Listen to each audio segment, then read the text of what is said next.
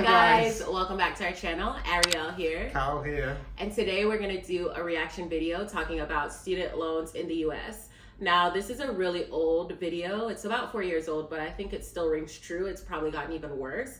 And I've seen this video before, but Callum has not seen it before. This is a topic that's near and dear to my heart because obviously I was educated in the US. Student once. Yeah. I was educated in the US and I also was over $100,000 in student loan debt. So I can relate to what all of these people are going through, but I'm curious to see how Callum kind of reacts to everything that is happening in this video. So let's go ahead and press play. Press play? Press play. Millions of Americans have one thing in common: a crippling amount of student debt. Is this like the first? As of 2012, like no, that's 30,000, like 65,000. Like no, those are the different people who have student loan debt. So like maybe one person had some scholarship, and then the 30,000. But they look like they were on a college campus, and it's like, are they? I don't know if they're still in school and it's still accruing. Or is like that what they owe so far? That's like, what. That's probably what they owe. I'm 3 weeks in. I owe 30,000. Like that is really possible. Is that how it goes? Like that's possible, but I don't know the specifics. As of 2012, Americans owed over $1 trillion in student debt. And as of June 2020, that total surpassed $1.6 trillion. So it is significant. This is the first time in our nation's history that we've ever held this much in student loan. One of the most talked about side effects of the student debt crisis is how it's forcing borrowers to delay traditional markers of adulthood. One survey found that 21% of borrowers had delayed getting married, 26% had pushed back having kids, and 36% had put off buying a home, forcing an entire generation of borrowers to question the opportunity cost of going to college. At the same time, advancements in technology, especially automation, is making it harder to earn a living wage without some type of college degree. Today, college graduates earn 80% more than those with just a high school diploma. College is more expensive and more important than ever before. And that dichotomy is putting students in a difficult situation. Do they risk going into crippling debt at the beginning of their adult lives in the hope that their investment turns into a career and financial stability? So what are students to do? And how did we get here? We know most of the $1.7 trillion in student debt is simply never going to be paid back. And then another kind of crisis happened. Recession, bad recession. And another. The coronavirus pandemic, the economic fallout of the pandemic. We're in the middle of a pandemic. We're trying to figure out another stimulus package. Between mid-March and June of 2020, over 40...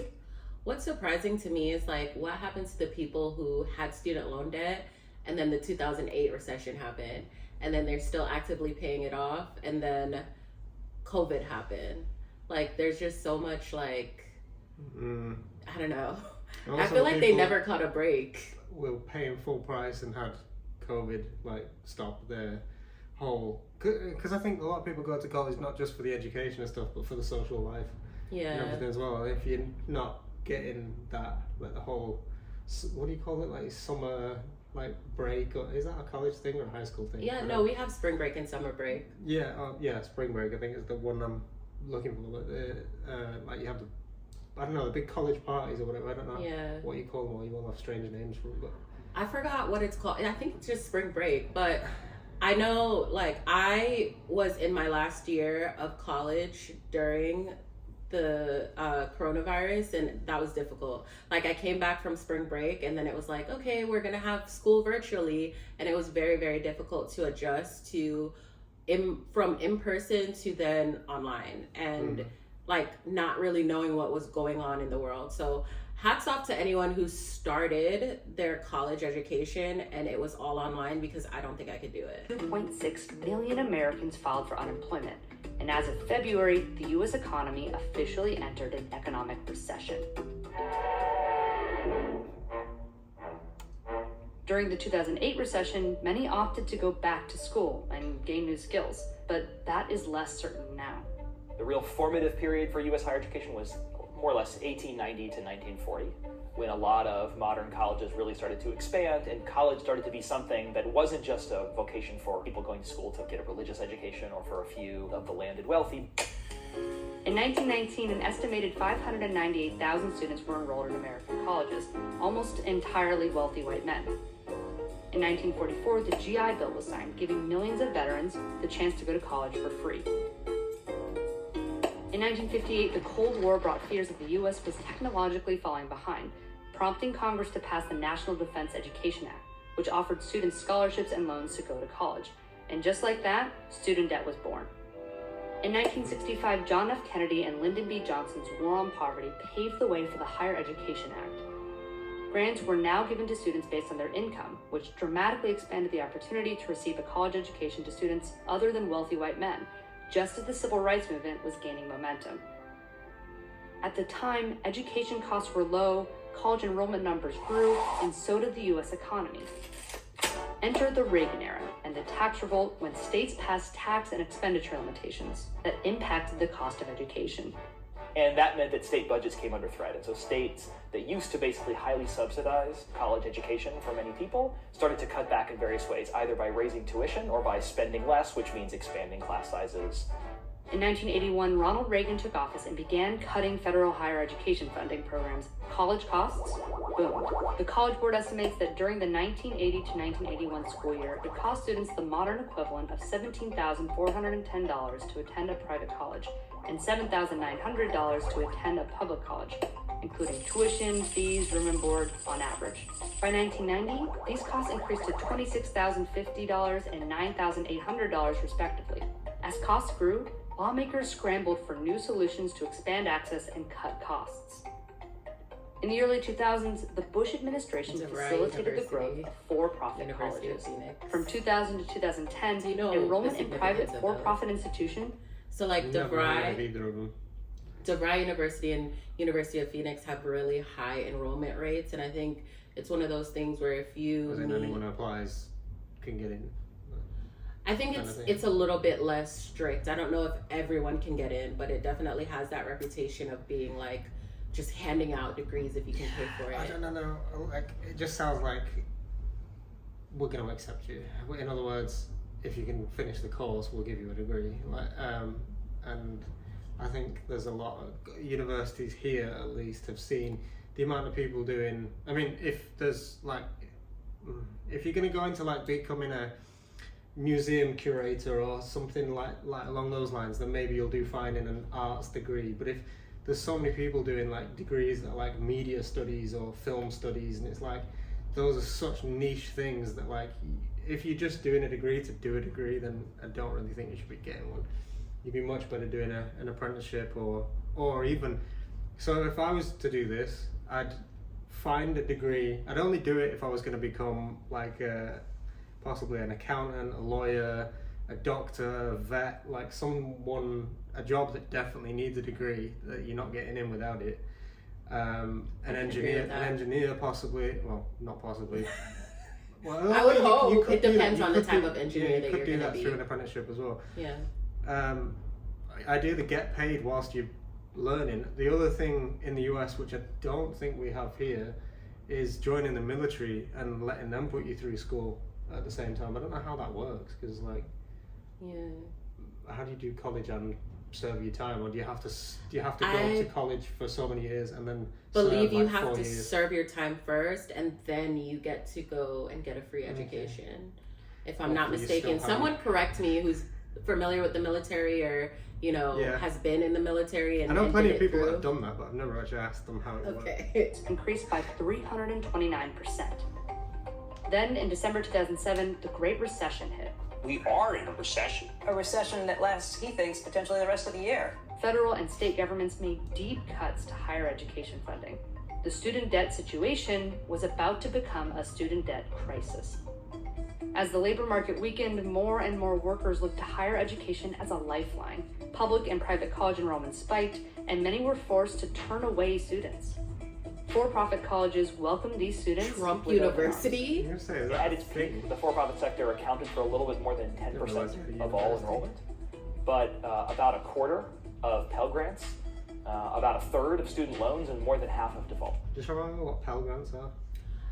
I believe it's for lower income students. So Fair enough. If your parents can't afford it, it's a grant, so you don't have to pay it back. For-profit colleges took in millions in federal aid and saddled students with piles of debt they couldn't pay off. From the start of the Great Recession in 2008 to the relative economic stability of 2018, college costs increased by 25%, while student debt increased by 107%. State and federal funding for higher education, the biggest source of revenue for most schools, has not returned to pre-2008 levels. The decisions of the past are having a significant impact on borrowers today. $1.6 trillion. That's, a significant fraction of our $20 trillion GDP. That's how much we produce for the country per year. Smith says that today, the average household with student debt owes about $48,000 in student loans, and that this is indeed a crisis. And to build intergenerational wealth, a lot of that is bundled up in home ownership. If you're saddled with too much student loan debt, your ability to actually save up enough for your down payment, is influenced by that. TD Bank estimates that student debt... This might be a bit of a stupid question, but I'm taking it the banks still take away, like if you got, I don't know how many thousand in student loan debts.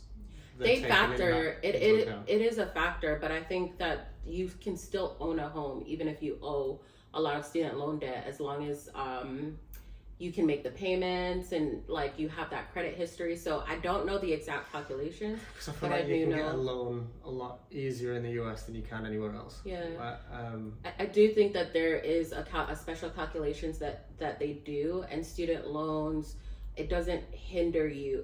It does have some weight, but it doesn't completely cut you off from getting a mortgage. Holders spend 20% of their take-home pay on loans, which impacts the U.S. economy, makes it harder for borrowers to prepare for retirement, and exacerbates existing inequality. The average Black household has about 1/13 the wealth of the average white household. And according to the American Association of University Women, women hold roughly 2/3 of all student debt in the nation. As of 2019, women hold almost $929 billion in outstanding student debt. And a woman with a bachelor's degree would make on average what a man with an associate's degree makes. So in terms of repayment of those loans, you have women who are taking out higher and higher loans, and their ability to repay is influenced by their lower wages. So you almost have the makings of this perfect storm, which really disproportionately affects women. Student debt also has a significant impact on student... This is completely going over my head. Like, how is this disproportionately affecting women? I think it's more because women are being educated more, therefore taking on more student loans.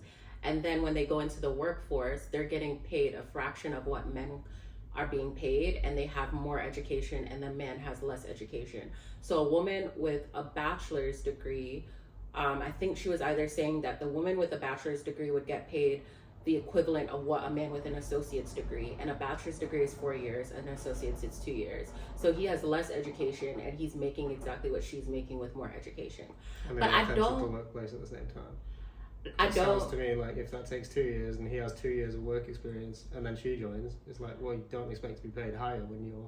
Well, I don't know the statistics. I think anything can be proved with statistics, and I don't... We would have to look into that, but let's continue. If it can play. Everyday lives, the decisions they make, and their mental health. To pay off my student debt, I have to either join the military or marry rich. So chances are probably join the military. After I graduate, I'll have $35,000 in debt. Currently, I have $65,000 of student debt, and I'll graduate with close to $100,000. My original thing when they were like they started the video and they were all holding up the cards, and I was wondering, is that what they've accrued up so far, or is that like? Have they done like 3 weeks of college and this is the amount of debt I'm in so far? Like, I mean, I was wondering what those placards were for. On par with that, I think that's kind of is a good segue into a story. Like, I graduated in May of 2020, and I graduated with over $120,000 in debt. Luckily, one good thing that coronavirus did was that in the US, it paused the interest rate. So the interest rates were 0, and I used that opportunity to pay down as much as possible. So now, I don't really have that pressure of student loans or anything like that. That I feel now. I don't feel that anxiety, but I just remember graduating and thinking like, this is a house. Like, this is a down payment on a house. This can buy a whole house. I think Ari's always been switched on to this kind of thing. And I've got other friends in the US that are have also been to uni, and I don't think they have. I don't think they've understood this at all, and I don't think they paid much. I think they just make the minimum payment. And I think years later, I remember them posting something on Facebook or something. It was like, how is it I've been paying like for, how many years would it be? Like 10, 15 years towards my debt, and I've now got more debt than I ever had to begin with. Although I think it's because you're always paying the interest off, you're never paying the actual loan off. And they're sometimes paying less than the interest, but I also think that that's predatory as well. Oh yeah, it is. I think the whole system's so it's just crazy. Mostly that manifests itself as the kind of job, the career path they're going to seek after graduation. I always wanted to pursue like pre-med and stuff like that. I'm going to be doing investment banking. Mostly high paying. We're talking Wall Street consulting. They are super artistic and creative people, and they would love to pursue those pathways, but because of their income or because of the way that they've grown up, they are choosing like STEM fields. I don't want to be in debt for all of my life, and the tuition here could definitely make that possible. People are horrified about the possibility of not landing a job, not landing an internship, because if you don't land on your feet coming right out of it, what do you do? It's one of the reasons why I cannot even. But honestly, like at the same time, we'll fix it later, but at the same time, they're interviewing people at Columbia University. So like these people are going to be okay even if they have like a sociology degree, because they have that name, and it really does make a difference. So I don't know how to feel about that. I feel like some of you guys will have watched Suits and seen how he was educated at Harvard, and it was the name that got him in. Was it Harvard? I can't remember. I think didn't really watch Suits. The name carries you. The name definitely does have prestige. So even if you have a degree I don't think Obama would have got into the White House if he was, I don't know. Yeah, but I mean, I know some other small school. Do you think? I think it's only because he went to Harvard. I don't know what his degree was in, but he had a reputable like subject matter. But I mean, I'm just saying, like Columbia University, even if you have an arts degree, I think you'll land on your feet pretty well as compared to maybe another school that's not as prestigious. Enjoy being a student here, because every semester I have to worry about, do I have enough money to go to school next semester? Well, especially people who have to work. I mean, the workload here is enough. I have a job with the university in order to like supplement like my income. Nothing in life comes easy. I think everyone can attest to that. Get the best job possible to pay off that debt, and that's the best that I could do. All of this begs the question, who is to blame for the student debt crisis?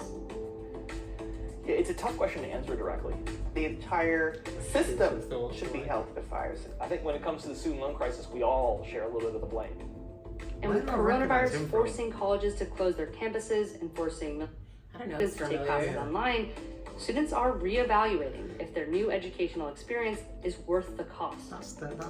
Students are suing their schools for refunds, and the government is spending trillions on economic stimulus, which makes people think that maybe we're closer to some type of student loan forgiveness than we've ever been. I agree with the statement saying that we're the closest we've ever been to student loan forgiveness. It's not going to happen. This pandemic is affecting everybody in some way. The money that comes in from student loans is also used to pay for things like Pell grants. If it wasn't for those grants, low-income people wouldn't be able to attend school. A generation ago, there was a system that helped you not take the risk on yourself to pay for college education, but society took the risk on for you by making tuition cheap. Today, we've shifted the risk from society directly to the student. And that's not a narrative that just has to do with bad actors and good actors. It in many ways is a societal choice we've made. And in that sense, we all have to answer for it. Well, thank you guys for watching. If you like our content, don't forget to like it down below, subscribe to our channel, and we'll see you guys next time. Bye.